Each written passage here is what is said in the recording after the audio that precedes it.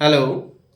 আজ আমি তোমাদের সামনে ভারতের সংবিধান বা ভারতের রাজনীতি এর উপরে একটা ছোট্ট ভিডিও তৈরি করতে চলেছি। আজকে বিশেষ ফোকাস দেব ভারতের প্রত্যেকটি রাজ্যে যে রাজ্যপালরা রয়েছেন তাদের সম্পর্কে আলোচনা করব, তার ক্ষমতা, তারপরে তার টেনিওর, স্যালারি, ওথ, জুডিশিয়াল পাওয়ার ইত্যাদির উপরে। তার পূর্বে আমি ভারতের সংবিধান পড়তে হলে বা জানতে হলে যে সমস্ত বিষয়গুলি খুবই জরুরি জানতেই হয় সেগুলোর উপরে আগে আলোচনা করব। আমাদের সংবিধান রচনা করতে মোট সময় লেগেছিল 2 বছর 11 মাস 18 দিন। আমরা এটা জানি। গণপরিষদ গঠন করা হয়েছিল, সেই গণপরিষদ 2 বছর 11 মাস 18 দিন ধরে রচনা করেছিল ভারতের সংবিধান।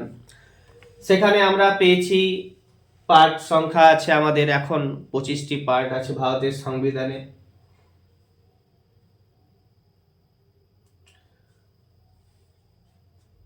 তারপরে শিডিউল যদি বলি 12টা শিডিউল আছে। এই পার্ট যে 25টা বললাম তার মধ্যে বেশ কয়েকটি পার্ট খুবই ইম্পর্টেন্স আছে, জানতে হবে, পরীক্ষাতে জিজ্ঞেস করা হয়। তো ভারতের সংবিধানের প্রথম পার্টে ভারত ও তার ভূখণ্ড সম্পর্কে আলোচনা করা হয়েছে। পার্ট 2তে সিটিজেনশিপ বা সিটিজেন সম্পর্কে আলোচনা করা হয়েছে। পার্ট 3তে মৌলিক অধিকার বা ফান্ডামেন্টাল রাইট সম্পর্কে আলোচনা করা হয়েছে। তারপরে পার্ট 4এ ডিপিএসপি সম্পর্কে আলোচনা করা হয়েছে। আরেকটি পার্ট সংশোধনের মাধ্যমে আনা হয়েছিল, পার্ট 4A 51A আর্টিকেলে রয়েছে। 1976 খ্রিস্টাব্দে 42তম সংবিধান সংশোধনের মাধ্যমে শরণ সিং কমিটির সুপারিশে এই পার্টটিকে ভারতের সংবিধানে অন্তর্ভুক্ত করা হয়েছে। আগে ভারতের সংবিধানের পার্ট ছিল 22টি, বর্তমানে বললাম 25টি। এবার পার্ট 4 বললাম, পার্ট 4A বললাম যেখানে ডিউটি আছে, ফান্ডামেন্টাল ডিউটি। পার্ট 5এ সেন্ট্রালে বিভিন্ন বিষয় সম্পর্কে আলোচনা করা হয়েছে, যেখানে আমরা প্রধানমন্ত্রী, রাষ্ট্রপতি ইত্যাদি সব পাবো, আমরা বলবো। পার্ট 6এ স্টেটের ব্যাপারে আলোচনা করা হয়েছে। আজকে যে আমি আলোচনা করব রাজ্যপাল, সেটা ভারতের সংবিধানের পার্ট নাম্বার 6এ উল্লেখ করা রয়েছে, 152 নম্বর থেকে 167 নম্বর আর্টিকেল পর্যন্ত। রাজ্যপালের রাজ্যপালকে অ্যাপয়েন্টমেন্ট করে ভারতের রাষ্ট্রপতি, যেটা ভারতের সংবিধানের 155 নম্বর ধারাতে বলা হয়েছে। ভারতের সংবিধানের 153 নম্বর 153 নম্বর আর্টিকেলে বলা হয়েছে যে প্রত্যেকটি রাজ্যে একজন করে রাজ্যপাল থাকবেন। তবে আমরা জানি ভারতের সংবিধানের যখন 7ম সংশোধনী হয়েছিল সেই সময় বলা হয়েছিল যে এক বা একাধিক রাজ্যের জন্য একজন রাজ্যপাল থাকতে পারেন। আর রাষ্ট্রপতির যে অ্যাপয়েন্টমেন্ট সেটা বললাম কত, 155 আর্টিকেলে রয়েছে। আর রাজ্যপাল হলেন একটি রাজ্যের নমিনাল এক্সিকিউটিভ হেড। তাকে সেন্ট্রাল গভর্নমেন্টের এজেন্ট হিসেবেও বলা হয়। তাকে সেই রাজ্যের সাংবিধানিক হেড বলা হয়। 7ম সংবিধান সংশোধনের ব্যাপারটা বললাম, যেখানে ওটা 1956 খ্রিস্টাব্দে হয়েছিল। সেখানে 2 বা ততোধিক রাজ্যের জন্য একজন রাজ্যপাল রাখা যাবে, সেটি বলা হয়েছিল। রাজ্যপাল রাজ্যের পিএসসি অর্থাৎ পাবলিক সার্ভেন্টদের বা পিএসসির মেম্বারদের অ্যাপয়েন্টমেন্ট করতে পারেন, কিন্তু তিনি রিমুভ করতে পারেন না। পিএসসির যারা মেম্বার হবে তাদেরকে কিন্তু রিমুভ করতে গেলে প্রেসিডেন্টের হস্তক্ষেপ লাগবে। রাজ্যপাল হতে গেলে কোয়ালিফিকেশন কি কি লাগবে সে বিষয়ে ভারতের সংবিধানের 157 নম্বর আর্টিকেলে বলা হয়েছে যে তাকে 35 বছর বয়স্ক হতে হবে, ভারতের নাগরিক হতে হবে, মেম্বার অফ পার্লিয়ামেন্ট অর্থাৎ লোকসভা রাজ্যসভার মেম্বার হলে হবে না, স্টেট লেজিসলেচারেরও মেম্বার থাকা যাবে না,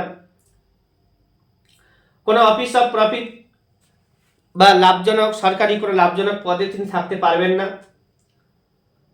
আর একটি বলা হয়েছে যে যে রাজ্য থেকে তিনি বিলং করবেন, অর্থাৎ ভোটার লিস্টে যে রাজ্যের নাম থাকবে সেইখান থেকে তিনি রাজ্যপাল হতে পারবেন না, আদার স্টেট থেকে আসতে হবে। এছাড়া 7 নম্বর সংবিধান সংশোধনীতে আরো বলা হয়েছে যে এক ব্যক্তি একাধিকবার রাজ্যপাল হতে পারবেন। রাজ্যপাল ভারতের রাজ্যগুলির সিএম অর্থাৎ চিফ মিনিস্টার মুখ্যমন্ত্রীদেরকে অ্যাপয়েন্ট করেন। অ্যাটর্নি জেনারেল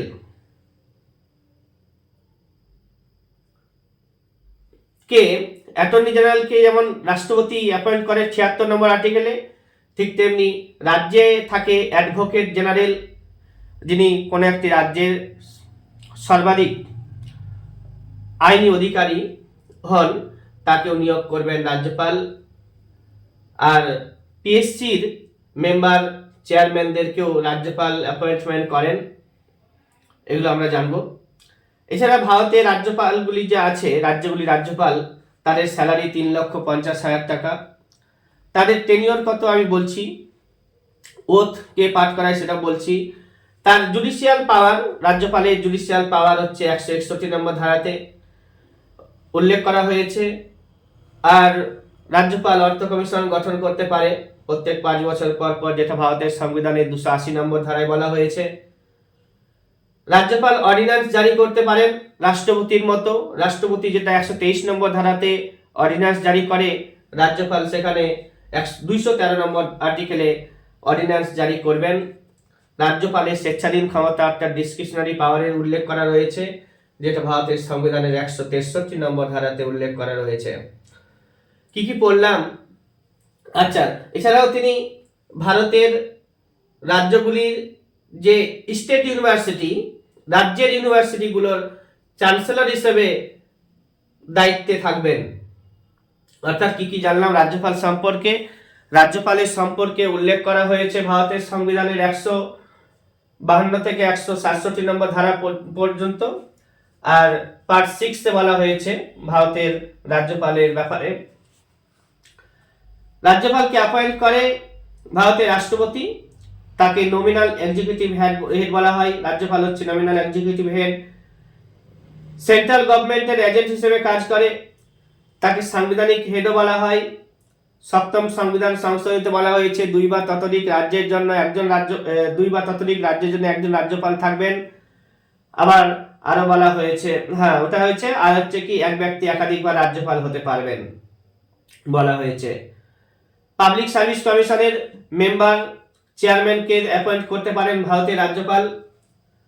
আর রাজ্যপাল বিধানসভার অধিবেশন ডাকতে এবং স্থগিত রাখতে পারেন, যেটা ভারতের সংবিধানের 174 নম্বর ধারায় বলা হয়েছে। রাজ্যপাল বিধানসভার অধিবেশন ডাকতে পারেন এবং স্থগিত রাখতে পারেন, যে ব্যাপারে বলা হয়েছে ভারতের সংবিধানের 174 নম্বর ধারাতে। রাজ্যপালের ডিসক্রিশনারি পাওয়ার 163 নম্বর ধারাতে আছে, অর্থাৎ স্বেচ্ছাধীন ক্ষমতা। আর্টিকেলটা পরীক্ষাতে বারবার জিজ্ঞাসা করা হয়। অর্ডিন্যান্স জারি করতে পারেন 213 নম্বর ধারা মেনে, যেটা রাষ্ট্রপতি করতে পারে 123 নম্বর ধারা মেনে। ফিনান্সিয়াল পাওয়ার রয়েছে তার, he can make finance commission, তিনি ফাইন্যান্স কমিশন গঠন করতে পারেন, যেটা 280 নম্বর ধারাতে বলা হয়েছে ভারতের সংবিধানের। জুডিশিয়াল পাওয়ার 161 নম্বর ধারাতে উল্লেখ করা হয়েছে, তার স্যালারির পরিমাণ হচ্ছে 3,50,000 টাকা। এছাড়াও রাজ্যপালের টেনিওর, কার্যকাল কত থাকবে সেটা 156 আর্টিকেলে বলা হয়েছে। একটি রাজ্যের রাজ্যপাল সাধারণত 5 বছরের জন্য অ্যাপয়েন্ট করা হয়, তবে এটা during the pleasure of president, অর্থাৎ রাষ্ট্রপতির ইচ্ছাধীন। রাষ্ট্রপতির যে কোনো মুহূর্তে একজন রাজ্যপালকে সরিয়ে দিতে পারেন।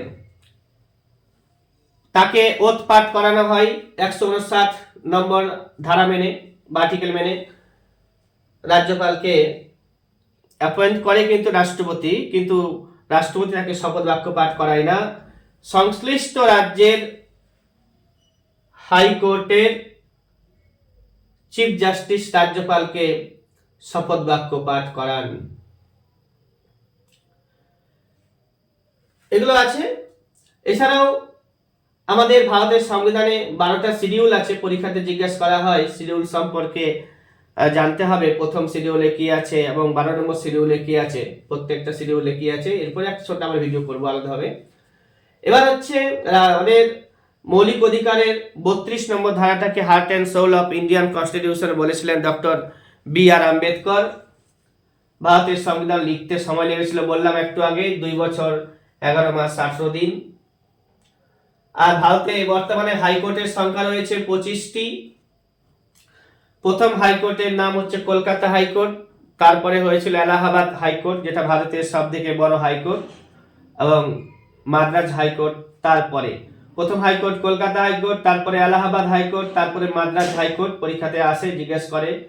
আর ভারতে প্রথম ইলেকশন হয়েছিল সংবিধান কার্যকরী করার পরে 1951 খ্রিস্টাব্দ 52 খ্রিস্টাব্দে 1951-52 সালে প্রথম ইলেকশন হয়েছিল। এবার একটু বলে দিচ্ছি যে আমাদের পার্লামেন্টে যে ইলেকশন হয়, লোকসভার ইলেকশন এবং রাজ্যসভার ইলেকশন, প্রথমে বলে দিই একটু যে আমাদের পার্লামেন্ট গঠন করা হয় ভারতের রাষ্ট্রপতি, লোকসভা এবং রাজ্যসভাকে নিয়ে। এই লোকসভার ইলেকশন প্রথম হয়েছিল 1952 খ্রিস্টাব্দে বললাম। এই আমাদের লোকসভা যে রয়েছে সেই লোকসভাতে 550টি বর্তমানে সিট সংখ্যা রয়েছে। এই 550টি সিট সংখ্যার মধ্যে 530টি ভারতের রাজ্যগুলি থেকে আসে। ভারতে এখন 28টি রাজ্য আছে এবং 8টি কেন্দ্রশাসিত অঞ্চল আছে। কেন্দ্রশাসিত অঞ্চল থেকে আসে প্রায় 20টি। তবে বর্তমানে অ্যাট প্রেজেন্ট ভারতের পার্লামেন্টে 545 জন মেম্বার রয়েছে, ইলেক্টেড মেম্বার। রাজ্যসভা রয়েছে আমাদের, সেখানেও ইলেকশন করা হয়।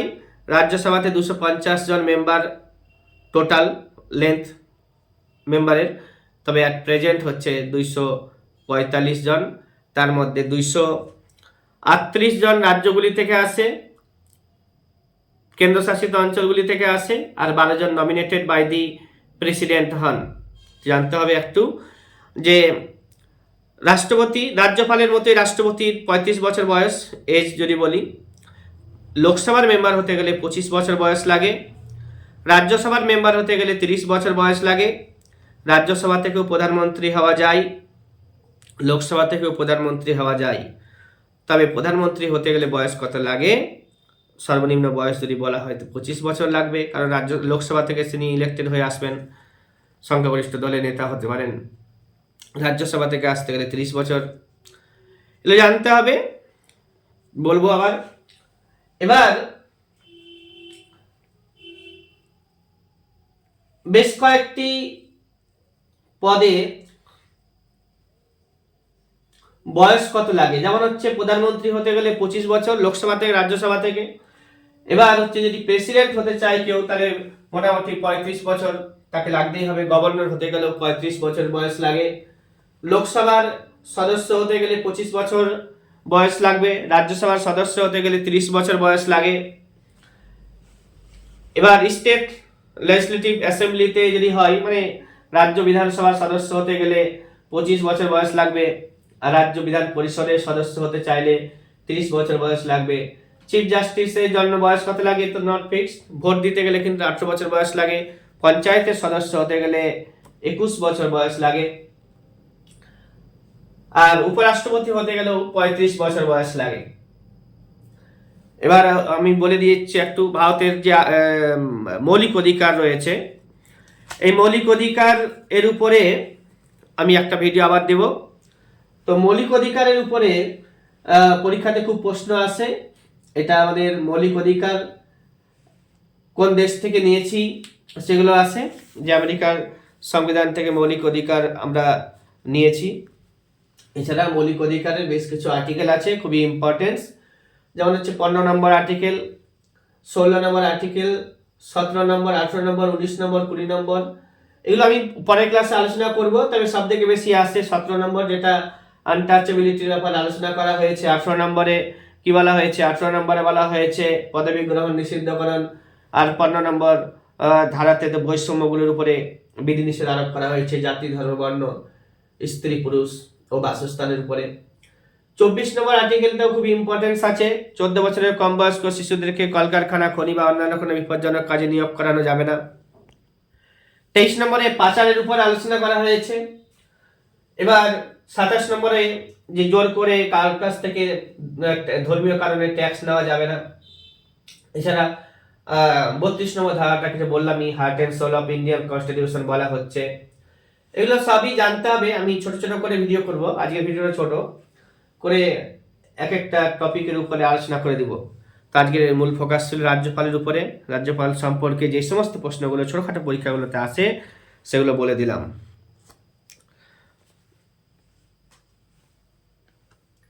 ঠিক আছে, আজকের ভিডিওটা এইটুকু। কালকে আবার একটা ভিডিও করব।